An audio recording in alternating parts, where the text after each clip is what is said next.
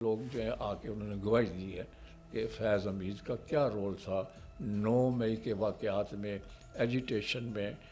Military installations पर हमले वगैरह जो हुए उनमें फैज़ हमीद का भी रोल था। तो ये एक नया कनेक्शन है, इसको यूज़ किया जा सकता है इस एविडेंस को अगेंस्ट इमरान खान। कुछ जो लोग हैं फ़ौज के सीनियर ऑफिसर्स, उनमें कोर कमांडर भी थे लाहौर के,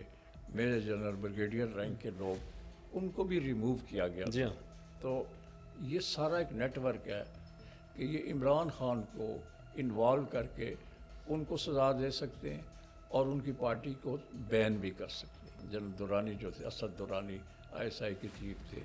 और उन्होंने 93 में जो नवाज शरीफ की गवर्नमेंट थी उसको डिस्टेबलाइज करके उसकी जगह पीपल्स पार्टी की गवर्नमेंट को पावर में लाने में उनका एक किरदार था। सो ये पहली दफ़ा हो रहा है पाकिस्तान की तारीख में कि आईएसआई के सरबराह को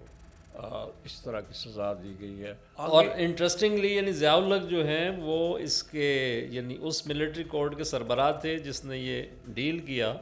और बाद में जब वो खुद चीफ बने तो उन्होंने इन इनको सबको माफ़ कर दिया, रहा कर दिया, रिहा ठीक कर है? दिया। तो ये पूरी जो कहानियाँ हैं फ़ौज के अंदर, ये नई बात नहीं है, पहले भी होता रहा है, गिरफ्तारियाँ होती रही हैं, कॉन्स्पिरेसी के इल्ज़ामात लगते रहे हैं और इख्तियारात से नाजायज़ फ़ायदा उठाने के। बिस्मिल्लाहिर्रहमानिर्रहीम, अस्सलाम वालेकुम नाज़रीन, उम्मत डिजिटल में खुशामदीद। साबिक DGISI लेफ्टिनेंट जनरल रिटायर्ड फैज़ हमीद को फील्ड जनरल कोर्ट मार्शल ने 14 बरस कैद बामुशक्क़त की सज़ा सुना दी है। पाकिस्तान आर्मी के एक्ट की दफ़ात के तहत ये मुकदमा चला और जिन 4 इल्ज़ामात के तहत उन्हें सज़ा सुनाई गई उनकी तफसील ज़ाहिर है कि ISPR के बयान में सामने आ चुकी है। इन इल्ज़ामात में सियासी सरगर्मियों में मुलव्वस होना, ऑफिशियल सीक्रेट एक्ट की ऐसी खिलाफ वर्जियाँ जो रियासत की सलामती और मफादात के लिए नुकसानदेह साबित हुईं, इख्तियारात और सरकारी वसाइल का गलत इस्तेमाल और बाज़ अफराद को बिला जवाज़ नुकसान पहुँचाने के इल्ज़ामात शामिल हैं। अब ज़ाहिर है कि ये गैर मामूली मुकदमा है जिस पर न सिर्फ पाकिस्तान बल्कि इंटरनेशनल मीडिया की भी नज़रें लगी हुई थीं, और दिलचस्प बात यह है कि फैज़ हमीद की गिरफ़्तारी के फ़ौरन बाद सियासी और गैर सियासी तज्ज़ियाकारों की जानिब से तख़य्युल के घोड़े दौड़ाने का सिलसिला शुरू हो गया था, और कहा जा रहा था, कोई कह रहा था कि 1 महीने में सज़ा हो जाएगी या 3 महीने में हो जाएगी, मगर ज़ाहिर है कि पाकिस्तान आर्मी की जैक ब्रांच यानी जज एडवोकेट जनरल ब्रांच जो इस सारे कानूनी मामलात को डील करती है, उसने मुकदमे के हवाले से सारे शवाहिद जमा किए होंगे, उन अदालत के सामने उन्हें पेश किया होगा और मुलजिम को सफाई का मौका दिया गया होगा, जैसा कि ISPR के बयान में कहा भी गया है। तब जाकर 15 माह में कहीं केस का फ़ैसला सामने आया। बल्कि एक मौके पर DGISPR को यह बयान भी देना पड़ा कि इस हवाले से क्या आसाराइयाँ न की जाएँ और इंसाफ के तकाजे पूरे उन्हें दिए जाएँ। बहरहाल फाइनली फ़ैसला आ गया। हम इस फ़ैसले के असरात पर बात करेंगे, बिलखुसूस इसके सियासी पहलू पर, जो मुल्क की एक बड़ी सियासी जमात यानी तहरीक इंसाफ से जुड़ा हुआ है और इसके चेयरमैन को इन मुकदमात का सामना है, यानी वैसे ही मिलते जुलते मुकदमात का सामना है जिनका सामना जनरल फैज़ हमीद ने किया। हम इस पर भी बात करेंगे कि फ़ौज के अंदर एहतसाब का जो निज़ाम है वो किस तरह अपना काम करता है, ये सिविलियन निज़ाम इंसाफ से किस तरह मुख्तलिफ है, और ये भी कि क्या ये पहला बड़ा और हाई प्रोफाइल केस है जिसमें फ़ैसला आया है और किसी आला फ़ौजी अफसर और हसास इदारे के सरबराह को सज़ा दी गई है। इससे पहले भी ऐसे वाक़यात रोनुमा हो चुके हैं। एक जायज़ा हम आपके सामने पेश करेंगे। हमारे साथ मौजूद हैं सीनियर सहाफ़ी और तजज़ियाकार जनाब जावेद सिद्दीक़ साहब, जो कमोबेश निस्फ सदी से सहाफ़त से मुंसलिक हैं और प्रिंट और इलेक्ट्रॉनिक मीडिया दोनों के साथ इनका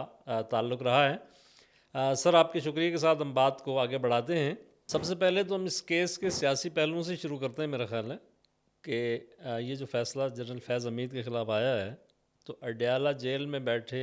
कैदी नंबर 804 को इसकी तपिश किस हद तक महसूस होनी चाहिए या वो महसूस कर रहे होंगे, और इसके क्या इम्प्लिकेशंस होंगे उनके लिए? देखिए, इसकी वो तपिश ज़रूर महसूस कर रहे होंगे क्योंकि ये जो फैज़ हमीद थे, ये ISI के सरबराह थे उस वक्त जब जनरल बाजवा वहाँ आर्मी चीफ थे उस वक्त। तो फैज़ हमीद साहब ISI चीफ की हैसियत से इमरान खान के बहुत बड़े सपोर्टर थे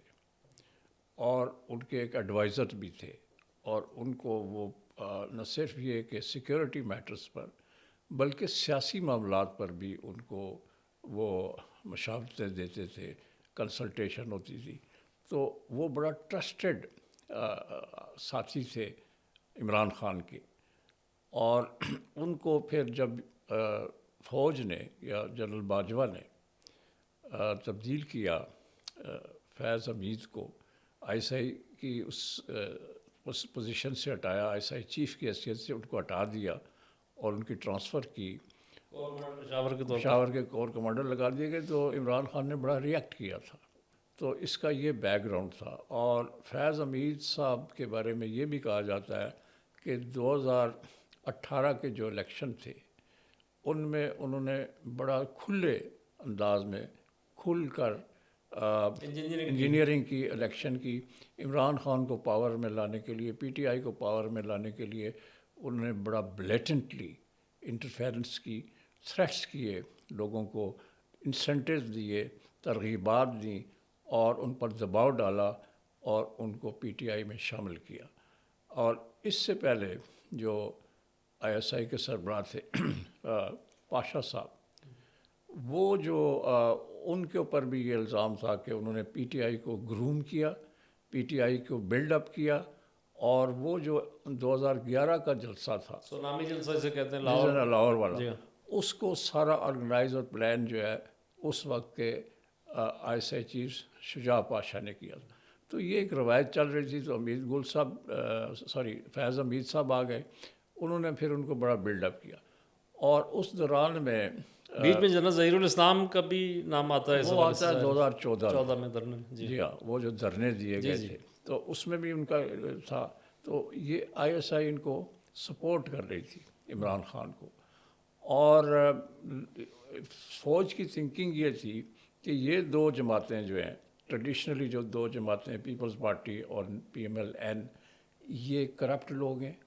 یہ ڈس آنیسٹ ہیں, انکمپٹنٹ ہیں اور سارے مسائل ان کے پیدا کرتے ہیں. تو عمران خان کو جو ایجنڈا دیا گیا تھا وہ یہی دیا گیا تھا کہ ان کا احتساب کریں. سو انہوں نے بڑا کھردرے انداز میں, بڑا بلنٹلی ان کے خلاف کیسز کیے اور ان کو امپلیکیٹ کیا مختلف کیسز کے اندر. تو وہ ایک لیگیسی چل رہی تھی. تو فیض حمید صاحب نے اس میں امپورٹنٹ رول پلے کیا تھا. اور عمران خان کی حکومت کو چلانے میں ان کا جو برین ٹرسٹ تھا عمران خان کا, وہ فیض حمید صاحب ہی تھے. انہوں نے الیجڈلی اپنے اختیارات سے ناجائز فائدہ اٹھایا. مثال کے طور پہ انہوں نے صحافیوں کو ٹارگٹ کیا جو اینٹی عمران تھے. انہوں نے وہ ٹاپ سٹی والا کیس بھی تھا, اس میں بھی انہوں نے ان کی انوالومنٹ تھی. اور کئی اور بھی انہوں نے ایسی چیزیں کیں جن سے وہ لگتا تھا کہ وہ اپنے ریڈ لائن جسے کہتے ہیں یا جو اپنی مینڈیٹڈ لائن ہے اس کو کراس کر رہے ہیں. تو اتنا کھلا اور اتنا دھڑلے کے ساتھ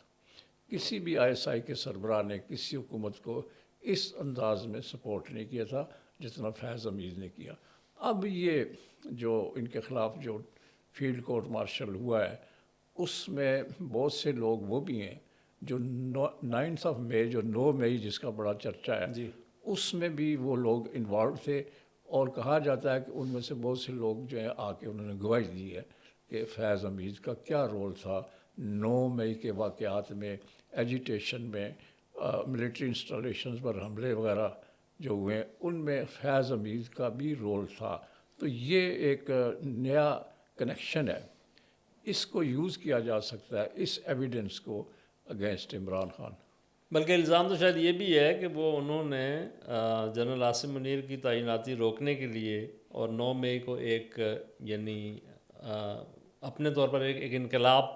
سو کارڈ لانے کی کوشش کی, وہ جس کا شاید اس میں ذکر نہیں کیا گیا لیکن ملفوف انداز میں البتہ اس کا نہیں بالکل یہ بات بڑی ڈسکس ہو رہی ہے. اور اس میں میڈیا کے کمنٹس ہیں, اس میں بہت ساری کالمز لکھے گئے ہیں, بہت سی باتیں کہی گئی ہیں کہ عاصم منیر صاحب کی تقرری کو روکنے کے لیے اور ان کو آرمی چیف نہ بننے کے کہ ان کے آرمی چیف بننے کے راستے میں رکاوٹ ڈالنے کے لیے یہ 9 مئی جو تھا یہ بڑا امپورٹنٹ تھا. اور اس میں پلاننگ میں جنرل فیض حمید کا ذکر ہوتا ہے. اور کچھ لوگ باہر بیٹھے ہوئے تھے جو اس کو انسٹیگیٹ کر رہے تھے اور اس میں ساری پلاننگ اور کیسے کرنا ہے, کہاں سے کرنا ہے, کچھ جو لوگ ہیں فوج کے سینئر آفیسرس، ان میں کور کمانڈر بھی تھے لاہور کے، میجر جنرل بریگیڈیئر رینک کے لوگ، ان کو بھی ریموو کیا گیا جی تھا۔ ہاں، تو یہ سارا ایک نیٹ ورک ہے، اور اس کے اوپر ظاہر ہے کہ اس کی جو کارروائی ہے وہ اب عوام سے تو شیئر نہیں کی جائے گی، پبلک سے، کہ انہوں نے کیا کہا اس معاملے میں، جو 9 مئی کے گواہان پیش ہوئے ہیں یا وٹنسز پیش ہوئے ہیں، what have they said about the role of Faiz Hameed, اور فار دیٹ میٹر جو باقی ملٹری آفیسر سینئر آفیسرز تھے انہوں نے کیا رول پلے کیا تھا، یہ ابھی تک واضح نہیں ہے، لیکن اس میں یہ ان کے نام موجود ہیں۔ اور اگر موجودہ حکومت جیسے کہ اس کی نیت نظر آتی ہے، انٹینٹس نظر آتے ہیں کہ یہ عمران خان کو انوالو کر کے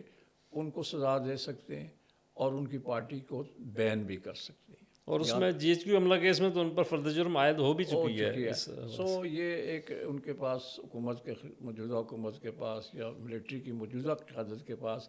ایک ایویڈنس موجود ہے کہ why they are proceeding against Imran Khan, اور اس کو فکس اپ کرنے کے لیے ان کے پاس مواد موجود ہے۔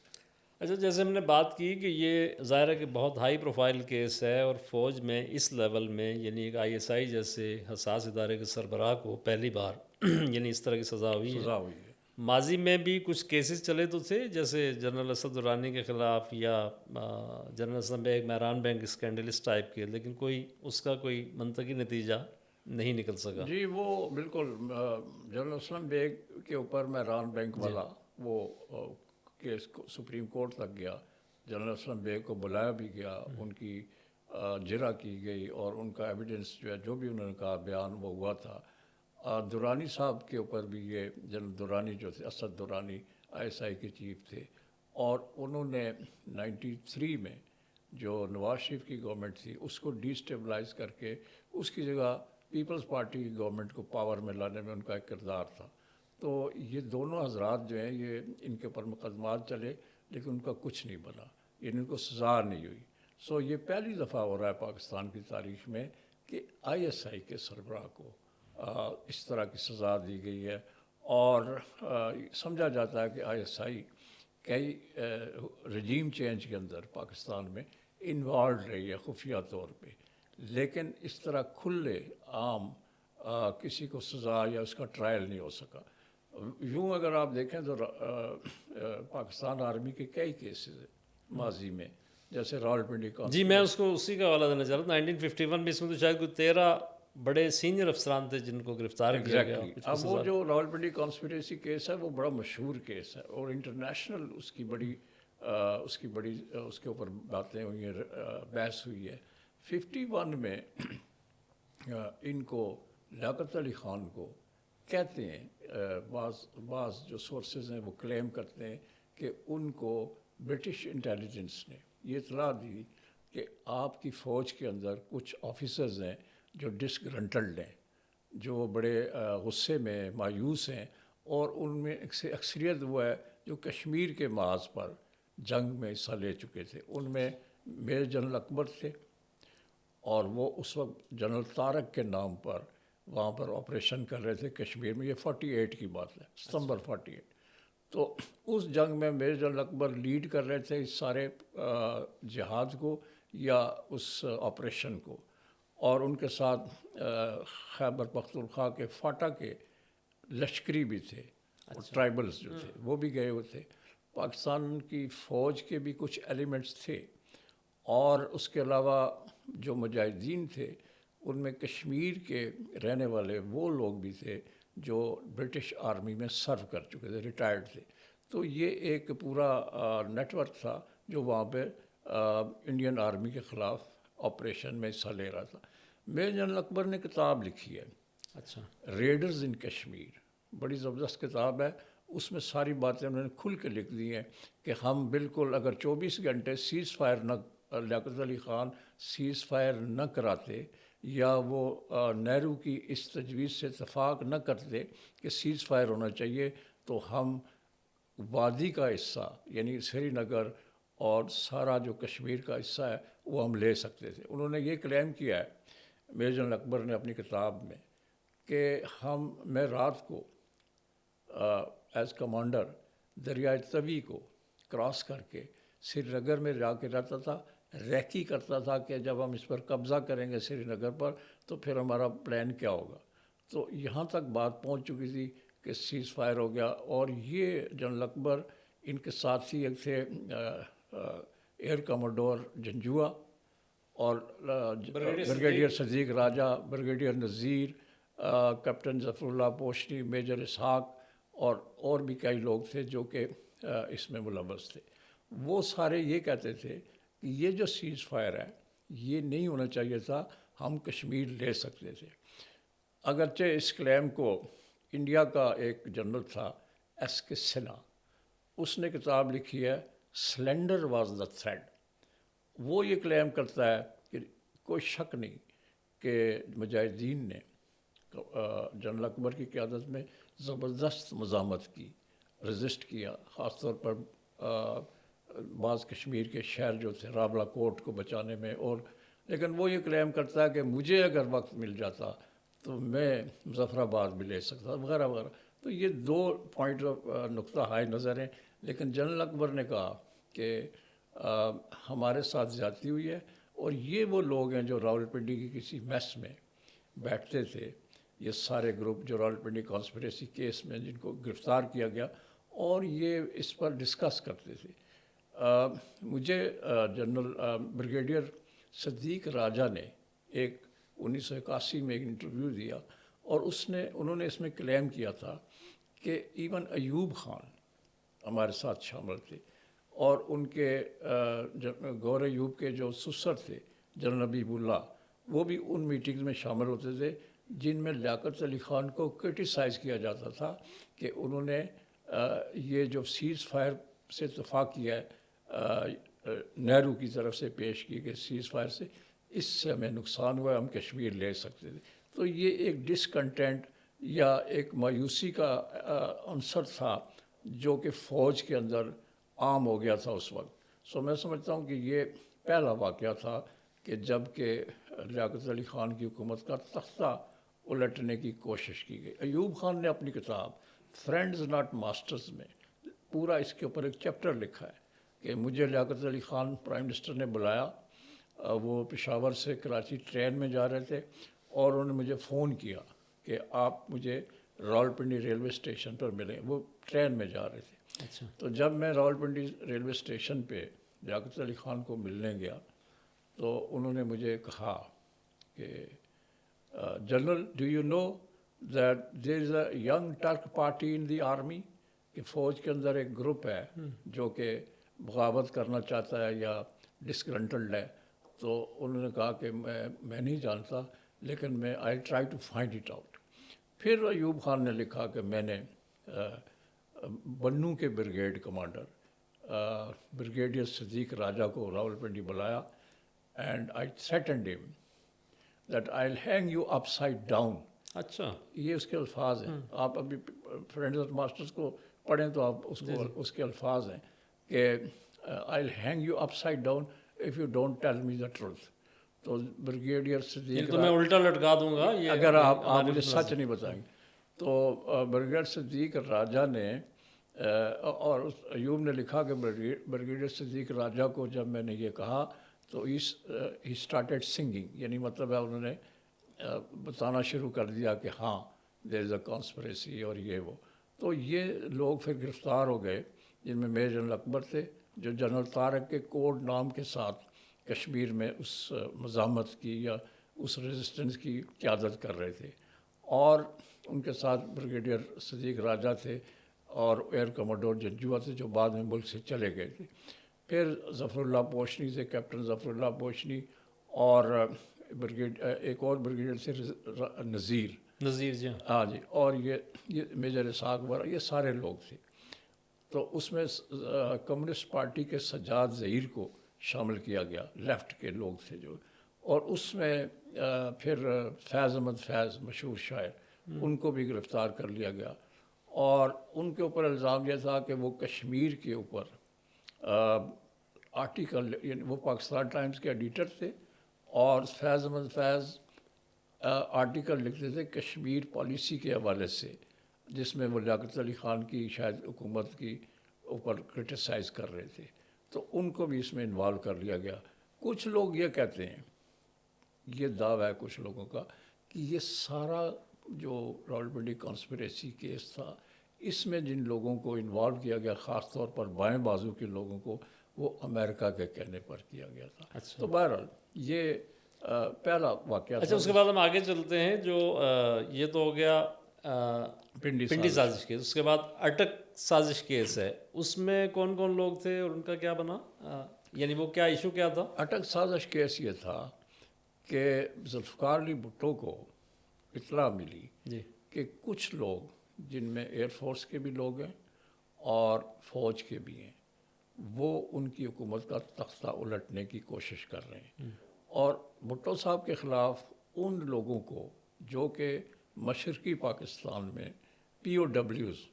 جنگی قیدی رہ کر آئے تھے، پرزنرز آف وار، یس، ان کو یہ گلہ تھا یا شکوہ تھا یا رنجش تھی کہ مشرقی پاکستان کو الگ کرانے میں بھٹو کا رول ہے، مجیب بھی ہے، بھٹو بھی ہے، یا بھی۔ تو بھٹو کی حکومت کے خلاف ان کے اندر ایک ناراضگی اور ایک غصہ تھا۔ اس میں کچھ لوگ ایئر فورس کے تھے، اور یہ جو نادر پرویز صاحب تھے، جی میجر نادر پرویز، جو بعد میں مسلم لیگ نون کے وزیر بھی بنے، وزیر بھی بنے، یہ شامل تھے، اور کچھ اور آفیسرز تھے۔ تو یہ ایک ٹرائل ہوا، بھٹو صاحب نے اس کا ٹرائل، ان لوگوں کو پکڑا، ان کی انٹیلیجنس نے ان کو رپورٹ دی، انہوں نے ان کا ٹرائل کیا، اور اٹک میں ہوا تھا، تو اس کو اٹک سازش کیس کہا جاتا ہے۔ اس کورٹ آف انکوائری جو تھی ملٹری کی، اس کے ہیڈ جنرل ضیاء الحق تھے، اس وقت وہ میجر جنرل ضیاء الحق تھے۔ انہوں نے اس کی برگیڈیئر تھے شاید، بریگیڈیئر تھے شاید، تو وہ انہوں نے انکوائری کی، اور اس میں جو سرکاری وکیل تھے وہ وسیم سجاد صاحب تھے، جو بعد میں چیئرمین بنے۔ جب یہ راولپنڈی یہ اٹک سازش کیس کے لوگ پکڑے گئے، تو وہ بڑا آگے دلچسپ واقعہ ہے، اور اس کے بارے میں لکھا ہے اس وقت کے جو ایئر فورس کے سربراہ تھے، ایئر مارشل ظفر چودھری، جی انہوں نے اپنی کتاب موزائکس آف میموری، اس میں لکھا ہے کہ کس طرح سے بھٹو صاحب نے ایئر فورس کے افسروں کو، میں نے ان کو پوائنٹ آؤٹ کیا کہ یہ لوگ ہیں جو انوالوڈ ہیں اٹک سازش کیس میں، تو بھٹو صاحب نے میں نے انہیں ریکمینڈ کیا کہ یہ جو ایئر فورس کے آفیسرز ہیں، ان کو امیڈیٹلی ریموو کیا جائے، ٹرمینیٹ کر دیا جائے ان کی سروس کو۔ بھٹو صاحب نے ڈیلے کیا، اچھا، اور میرے لیے تشویش کا باعث تھی کہ جب میں نے ان کو کہہ دیا کہ کچھ سینئر آفیسرز انوالوڈ ہیں، تو آپ ان کے خلاف ایکشن کیوں نہیں لیتے، تو بھٹو صاحب نے ڈیلیئنگ ٹیکٹکس یوز کیے۔ اور اس کتاب میں ظفر چودھری نے، ایئر مارشل ظفر چودھری نے لکھا ہے کہ مجھے پتہ چلا کہ بھٹو صاحب ان آفیسرز کو جن کو میں نے کہا تھا یا سفارش کی تھی کہ ان کو ایئر فورس سے فارغ کیا جائے، ان سے انڈیویجولی مل رہے ہیں، اور ان کی سمپتھیز ون کرنے کی کوشش کر رہے ہیں۔ اور یہ بات میرے لیے بڑی افسوسناک تھی، I was pretty disappointed کہ یہ کیا ہو رہا ہے۔ تو میں نے بھٹو صاحب سے یہ کہا کہ ظفر چودھری نے لکھا ہے موزائکس آف میموری میں، کہ میں نے ان سے کہا کہ آپ تو ایئر فورس کا ڈسپلن تباہ کر رہے ہیں، میں چیف ہوں، اور مجھے جب پتہ چل گیا کہ یہ لوگ انوالوڈ ہیں، سینئر ایئر فورس آفیسر، آپ ان کو سزا دیں، ان کو ایئر فورس سے الگ کریں۔ آپ نے ان کے ساتھ ملنا شروع کر دیا ہے، اور آپ اس طرح ایئر فورس کا ڈسپلن تباہ کر رہے ہیں۔ تو بھٹو صاحب کے ساتھ ان اختلافات کی وجہ سے میجر ایئر مارشل ظفر چودھری نے استعفیٰ دے دیا تھا۔ اچھا سر، آگے چلتے ہیں، مختصراً ہم ظاہر ہے کہ وقت کی قلت ہے، اور انٹرسٹنگلی یعنی ضیاء الحق جو ہیں وہ اس کے یعنی اس ملٹری کورٹ کے سربراہ تھے جس نے یہ ڈیل کیا، اور بعد میں جب وہ خود چیف بنے تو انہوں نے ان سب کو معاف کر دیا، رہا کر دیا۔ اچھا، ضیاء الحق صاحب کے دور میں ایک کانسپریسی یہ ہوئی تھی کہ ضیاء الحق کو مار دیا جائے، اور اس میں ایک میجر جنرل تجمل حسین ملک تھے جن کا تعلق چکوال سے تھا، جی، فیض حمید صاحب کا بھی چکوال سے، ان کا بھی۔ میجر جنرل تجمل حسین پر یہ الزام تھا کہ وہ اور ان کے بیٹے نوید تجمل اور کچھ اور ملٹری کے آفیسرز، انہوں نے کو کرنے کی کوشش کی، اور وہ بھی ایک اسلامی انقلاب کے داعی تھے، اور ان پر الزام یہ تھا کہ مارچ 1980 میں 23 مارچ 1980 کی جو پریڈ ہونی تھی، جو 23 مارچ کو پریڈ ہوتی ہے، جی جی، اس میں جنرل ضیاء الحق آئیں گے ایز چیف گیسٹ، تو وہاں ان کو مار دیا جائے الیجڈلی۔ تو یہ پکڑے گئے، اور میجر جنرل تجمل جو ہے عرصے تک ان کے خلاف اسی طرح کا کورٹ آف انکوائری ہوئی، پکڑے گئے، ان کو سزا بھی ہو گئی، لیکن بعد میں ان کو رہا کر دیا گیا۔ پھر 95 میں، جی آپ بات کمپلیٹ کر جی جی جی، بس آگے یہ ہے کہ 95 کی بات۔ 95 جنرل ظہیر الاسلام کا آتا ہے، اور اس میں بھی 3-4 لوگ جو ہے وہ گرفتار ہوتے ہیں۔ مختصراً اس کا بھی ریکال کرنے کے لیے میموری کو ذکر کرتے ہیں۔ جنرل ظہیر الاسلام جو تھے تو وہ ایک اسلامی ذہن کے آفیسر تھے، اور ان کو 95 میں گرفتار کر لیا گیا، یہ کہہ کر کہ وہ بے نظیر بھٹو کی منتخب حکومت کا تختہ الٹنا چاہتے تھے، اور ایک اسلامی انقلاب برپا کرنا چاہتے تھے۔ یہ بھی ان پر الزام تھا کہ وہ جی ایچ کیو میں اس وقت کے آرمی چیف جنرل کاکڑ اور سارے کور کمانڈرز کو ایک میٹنگ کے دوران مارنا چاہتے تھے۔ یہ ٹرائل ان کا ہوا، ان کو سزا ہو گئی، اور وہ بیچارے جیل میں رہے۔ جنرل مشرف نے جب ٹیک اوور کیا ایز آرمی چیف، تو ان کو میجر جنرل ظہیر الاسلام عباسی کو انہوں نے ریلیز کر دیا تھا۔ تو یہ پوری جو کہانیاں ہیں فوج کے اندر، یہ نئی بات نہیں ہے، پہلے بھی ہوتا رہا ہے، گرفتاریاں ہوتی رہی ہیں، کانسپریسی کے الزامات لگتے رہے ہیں، اور اختیارات سے ناجائز فائدہ اٹھانے کے، تجاوز کرنے کے۔ ریسنٹلی جنرل جاوید اقبال کو بھی شاید 2012 یا 13 میں سزا ہوئی، جاسوسی کے الزام میں۔ یہ چیزیں پہلے ہوتی رہی ہیں۔ ایک بریگیڈیئر رضوان تھے، رضوان جی، راجہ، رضوان، ان کو بھی ہوئی ہے۔ فیاض حمید صاحب کا کیس چونکہ زیادہ انٹرسٹنگ ہے اس سینس میں کہ یہ عمران خان کے بہت قریب تھے، ان کے ٹرسٹ کے آدمی تھے، اور ان کے مشیر بھی تھے